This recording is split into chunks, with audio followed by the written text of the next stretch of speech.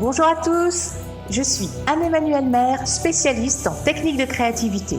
Vous écoutez Idées folles, le podcast qui révèle les techniques des pros pour trouver des idées de folie. Des idées de folie pour toutes les situations de votre vie. Alors rejoignez-moi chaque semaine pour une dose d'inspiration et pour sortir du cadre. 3 bonnes raisons pour continuer à m'écouter. 1. Vous en ressortirez plus savant. 2. Entraîné. Et 3. Régénéré. Suivez-moi, je vais être votre guide vers tout plein d'idées folles. La technique de créativité de pro que je vous transmets aujourd'hui est empathique. Elle va vous permettre d'innover en répondant mieux aux besoins des autres. Séduisant, non ? Innover aussi bien pour concevoir de nouveaux produits, pour communiquer efficacement et innover dans vos relations. On verra aussi des exemples très différents où ces principes sont mis à profit. Et bien sûr, on se donnera un temps pour notre exercice pratique en direct. Psst, au fait, les techniques que je vous communique chaque semaine sont aussi très utiles si vous avez un brainstorming à animer, pour trouver des idées et des solutions originales. Et vous pouvez combiner les techniques entre elles. Le plus pratique, c'est de vous aider de mon livre « Décupler vos idées de folie ». Avec ces 60 cartes, vous avez un brainstorming original clé en main, pour trouver plein d'idées en solo ou en groupe. Notre devise aujourd'hui, c'est cibler les besoins fondamentaux. Cibler les besoins fondamentaux pour y apporter une nouvelle réponse, bien sûr. Une technique semi-psy, semi-marketing, 100% efficace. Ça marche comment, ce ciblage des besoins fondamentaux ? Eh bien, en fait, je vais surtout me référer à une segmentation des besoins humains que je trouve très opérationnelle et qu'on appelle la pyramide de Maslow. Vous connaissez sans doute déjà, mais c'est toujours utile d'y revenir. Alors, 2 mots de rappel. Cette pyramide est constituée de 5 stades par empilement. Il s'agit des 5 groupes de besoins fondamentaux de l'individu. C'est le psychologue Abraham Maslow qui les a définis dans les années 40. À la base de la pyramide, on a le premier type de besoin, les besoins physiologiques. Puis juste après, une fois qu'on est rassasié, qu'on peut respirer, arrive le besoin de sécurité. Sécurité physique, comme un besoin de protection ou de prévention santé, et sécurité financière aussi, besoin de stabilité. 3, quand nos besoins de sécurité sont assurés, vient le besoin d'appartenance. Savoir qu'on compte pour les autres, qu'ils ont besoin de nous, se sentir intégré, pouvoir s'exprimer, avoir sa place, un statut social, se sentir compris. 4, le niveau supérieur, c'est le besoin d'estime de soi. C'est le besoin de se sentir utile, reconnu, apprécié, de sortir du lot. C'est aussi un besoin d'autonomie et d'indépendance. Enfin, le dernier 5e segment de besoin, en haut de la pyramide, pour ceux qui ont la chance d'y arriver, c'est le besoin d'accomplissement, de dépassement de soi. On cherche ici davantage à s'épanouir, à se cultiver, à méditer, à créer, à donner un sens à sa vie, à son développement personnel, mais il est aussi question d'altruisme et de transmission. C'est une bonne situation, ça, Scribe. Mais vous savez, moi je crois pas qu'il y ait de bonnes ou de mauvaises situations. Si je devais résumer ma vie aujourd'hui avec vous, je dirais que c'est d'abord des rencontres. Voilà donc notre pyramide à 5 niveaux. Je récapitule: besoins physiologiques, puis de sécurité, puis d'appartenance, puis d'estime de soi et enfin d'accomplissement.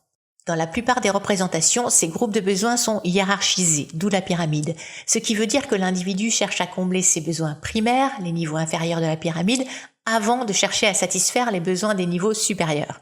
Manger d'abord, s'accomplir après. Bon, cette hiérarchie des besoins est remise en question aujourd'hui parce que, de fait, la hiérarchie des besoins peut varier en fonction des individus, des circonstances et des cultures. Par exemple, le besoin de réalisation de soi peut être plus fort que celui d'appartenance. Reste que la nature des grands besoins humains identifiés et leur segmentation en ces 5 groupes est pertinente et indémodable. Et l'intérêt de cette approche pour trouver de nouvelles idées, c'est que si on a un manque par rapport à un de ces 5 besoins, ça va jouer sur nos comportements, notamment sur nos comportements d'achat.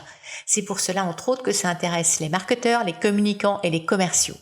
Alors, le secret ici, c'est de partir de votre produit ou situation et de chercher s'il y a un de ces 5 besoins qui n'est pas bien rempli, ou auquel on pourrait mieux répondre avec de nouvelles caractéristiques qui vont toujours plus loin par rapport à un de ces 5 besoins.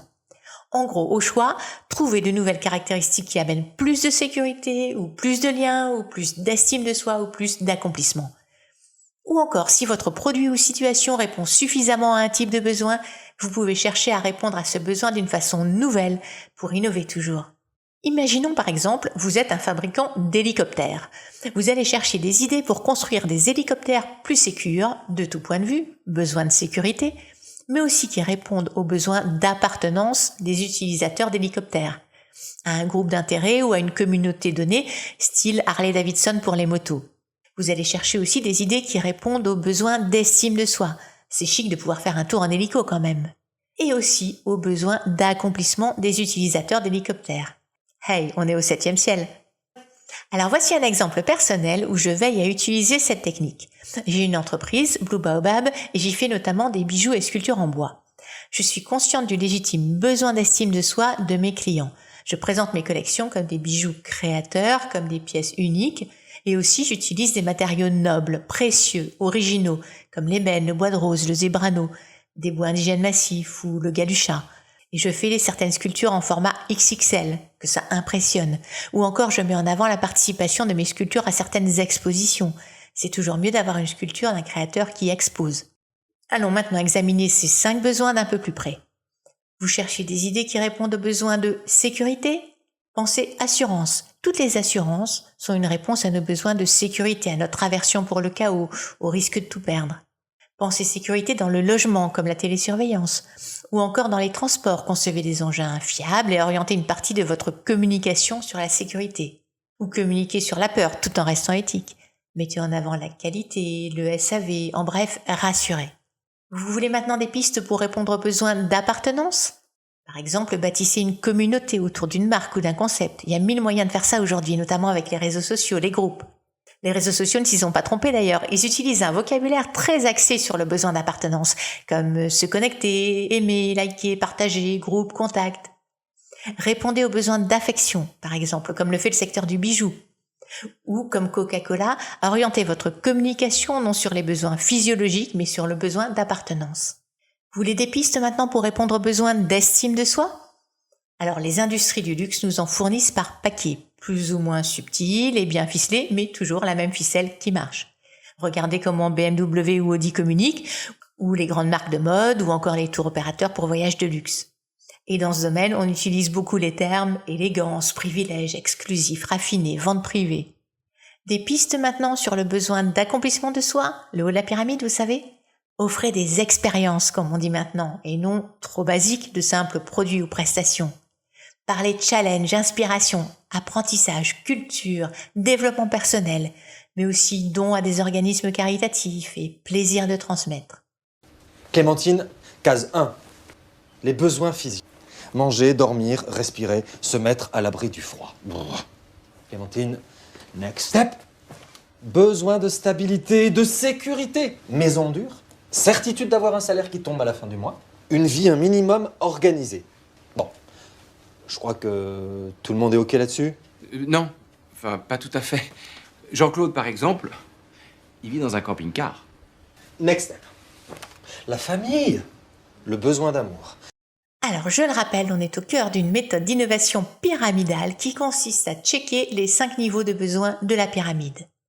Que votre projet porte sur un nouveau produit, un service, une relation ou une communication, ou encore l'amélioration d'une organisation, innovez en cherchant à mieux répondre aux besoins physiologiques, de sécurité, d'appartenance, d'estime de soi ou d'accomplissement des personnes concernées. Allez, 4 exemples dans le domaine des objets connectés. Premier exemple, un objet connecté qui répond aux besoins physiologiques, le niveau 1 de la pyramide. Alors ça peut être un monitoring des fonctions vitales comme le fait le bracelet connecté WeThings Inspire Health ou encore la gourde intelligente Hydrate Spark de la société Hydrate qui aide les sportifs et les vacanciers à maintenir un taux d'hydratation suffisant. Alors la bouteille est reliée à une application dans laquelle il faut indiquer sa taille, son poids, son niveau d'activité, son lieu de vie et puis avec l'aide de ces informations, Hydrate Spark suit la consommation d'eau de l'utilisateur et son hydratation corporelle. Alors la gourde envoie une notification sur le smartphone lorsque le moment est venu de se réhydrater.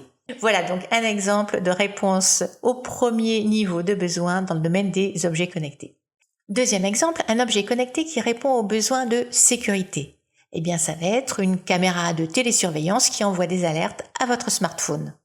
Troisième exemple, un objet connecté qui répond aux besoins d'appartenance. Alors ça peut être un smartphone tout simplement parce que le smartphone a vraiment plein de fonctionnalités et d'applis qui vont dans le sens du lien, du contact. Quatrième exemple, un objet connecté qui répond aux besoins d'estime de soi. Eh bien, on a l'exemple de la raquette de tennis connectée balle au bat pour mesurer ses performances sportives. 5e exemple, un objet connecté qui répond aux besoins d'accomplissement maintenant. Alors on a les lunettes de soleil Bluetooth de Zungle. Ces lunettes protègent les yeux mais permettent aussi d'écouter de la musique et de passer des appels sans avoir à utiliser d'écouteurs. Alors à l'aide d'une technologie sonore invisible, elles diffusent le son aux oreilles par le biais des os du crâne et non par l'air comme le font les écouteurs classiques. Et pour écouter la playlist, il suffit de connecter ses lunettes à son smartphone en Bluetooth. Encore une pyramide d'exemples. Vous savez, j'aime beaucoup le bois, l'ébénisterie, le mobilier de style et design, la chaise en particulier. Alors, on va parler chaise et pyramide. Voilà déjà un siège qui répond aux besoins de sécurité. La chaire, aka la cathèdre ou la chaillère. Alors la chaire était utilisée au Moyen-Âge, son dossier est très haut, il est plein et il faisait fonction de protection contre les coups de froid mais aussi contre les coups d'épée dans le dos. Je te promets mes bras pour porter tes angoisses. Deuxième exemple, voilà maintenant un siège qui répond aux besoins d'appartenance, de lien. C'est le siège qu'on appelle le confident. Le confident, appelé aussi conversation, vis-à-vis ou tête-à-tête, c'est un double fauteuil en forme de S qui permet à deux personnes de discuter sans avoir à tourner la tête. C'est une invention qui date du Second Empire et ce siège de confident, il est double en général, mais il peut aussi être triple, voire multiple, avec plusieurs S qui sont associés ou alignés. On parle alors d'indiscret. Besoin de rien, envie de toi. Troisième exemple, maintenant une chaise qui répond aux besoins d'estime de soi, en très m'as-tu vu.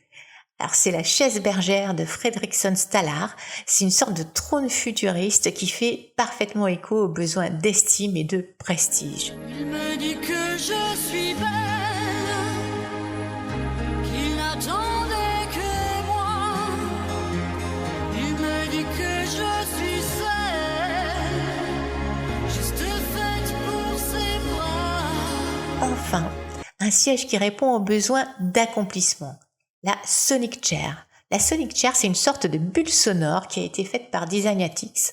Elle permet de s'asseoir comme à l'intérieur d'écouteurs géants. Elle intègre un concentré de technologie, un amplificateur 4 voix, un caisson de basse et une impressionnante membrane acoustique au fond du fauteuil. Cette chaise prévoit aussi des supports pour tablettes et portables. Alors parlant de chaise, j'en profite pour vous transmettre un bon filon. Je fais des présentations, des formations, des techniques de créativité où j'illustre chaque technique créative avec des modèles de chaises design très différentes. Alors c'est très sympa parce qu'on part des 60 cartes de mon livre qu'on tire au hasard et à chaque carte correspond une technique ou une approche créative qu'on explique et qu'on prend en main et qu'on illustre avec une ou plusieurs superbes modèles de chaises. Alors je complète aussi ces tirages tuto avec d'autres choses que des chaises, des choses plus abstraites pour comprendre comment on peut appliquer les techniques créatives dans tous les domaines, comme la communication, la conception d'un site internet ou encore la gestion du changement. Vous le voyez, la pyramide des besoins de Maslow, c'est un système étonnamment simple et très pertinent pour trouver des idées pour un nouveau business ou pour un produit ou pour une communication. Mais pour trouver des solutions face à un problème personnel ou relationnel, est-ce qu'on peut aussi l'utiliser ? Eh bien, vous vous en doutiez, la réponse est oui, et on va le faire sous forme d'exercice ensemble. Prenons le cas d'une relation professionnelle. Vous constatez que vos échanges avec Lancelot sont un peu tendus. Des idées pour améliorer ça ? Alors souvenez-vous, on fait appel à nos 5 besoins pyramidaux. Alors vous vous posez les 5 questions. Lancelot est-il à l'aise physiquement avec la situation là maintenant, le besoin physiologique ? L'avez-vous suffisamment rassuré ? Est-il pleinement en confiance par rapport à vos intentions, à vos compétences, à votre efficacité ? Donc ça, c'est le besoin de sécurité. Ensuite, interrogez-vous, est-ce que imperceptiblement Lancelot se sent accepté ? Ça, c'est le besoin d'appartenance. Sent-il que vous le respectez, que vous le reconnaissez à sa juste valeur ? Ça, c'est le besoin d'estime de soi. Et est-ce que vous lui transmettez la ferveur d'avancer ensemble ? Ça, c'est le besoin d'accomplissement. Utile, non ? D'ailleurs, de façon générale, vous remarquerez que vos solutions se cacheront souvent derrière un de ces 5 besoins clés. Magique, ce questionnement fonctionne tout aussi bien appliqué à vous-même. Par exemple, vous avez aujourd'hui un coup de mou ? Orientez votre regard vers l'intérieur et faites le point. À quel niveau ressentez-vous un manque ? Avez-vous 1. Assez dormi ? 2. Êtes-vous en confiance affectivement, financièrement, physiquement ? 3. Qu'en est-il de vos liens familiaux, amoureux, d'amitié ? Sont-ils positifs ? 4. Avez-vous le sentiment d'être respecté ? Et 5, avez-vous le sentiment de faire quelque chose de votre vie ou non? Alors, identifier un manque, ce n'est pas tout à fait solutionner le problème, mais c'est déjà un grand pas, non? Vous savez, en communication positive, aka CNV, on insiste sur le fait de reconnaître nos besoins avant d'exprimer une demande. Et bien là, nous avons un bel outil avec ces 5 types de besoins qu'on peut checker. Le moment de nous séparer approche, mais nous ne nous quitterons pas sans le traditionnel exercice d'entraînement à faire par vous-même, histoire de continuer un peu à pratiquer cette méthode pyramidale qui, je le rappelle, consiste à répondre aux 5 besoins fondamentaux. Voici donc notre exercice d'entraînement. Trouvez des idées pour vos superbes vacances différentes. Quelles idées folles allez-vous trouver en suivant la méthode des 5 types de besoins pour imaginer vos superbes vacances? Petit truc, je vous rappelle que vous pouvez jouer à fond sur un seul des 5 besoins ou bien au contraire, checker que les 5 besoins seront bien respectés. À vous de voir et d'innover. Belles idées de folie sur les 5 besoins et une belle semaine. Merci d'avoir écouté cet épisode du podcast Idées folles. Vous pourrez me retrouver sur mon site internet idées-folles.com ainsi que sur Facebook, Instagram ou Twitter et sur mon livre Décuplez vos idées de folie aux éditions Diathéno. Et pour être informé des prochains épisodes, pensez à vous abonner à ce podcast. Pour échanger sur le thème du jour, rendez-vous tout de suite sur le post de cet épisode sur mon Instagram idées-folles. Vous pourrez partager en commentaire vos idées de folie sur l'exercice du jour. Alors à la semaine prochaine pour un nouvel épisode et entre-temps je vous souhaite de belles idées de folie.